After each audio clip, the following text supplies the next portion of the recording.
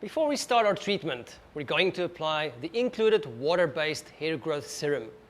Now, when applying serum, you want to use a generous amount to coat the treatment spot. Make sure you get a good coat over the scalp so that you don't lose cold ion conduction. Turn your device on by pressing the silver button. You should hear one beep and you'll see the LED light go on. Press the button again to stop at any time.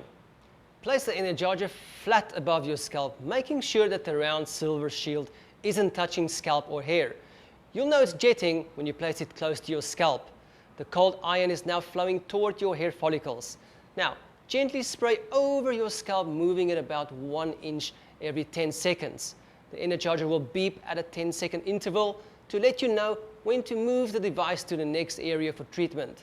The Energizer runs in a 1-minute cycle, and it ends with a triple beep. You will feel a mild warm feeling for about 1 minute. So for those of you who have serious hair loss, you can spend a little more time on the particular spot. Generally, you should see a mild redness on the treatment spot caused by increased blood circulation.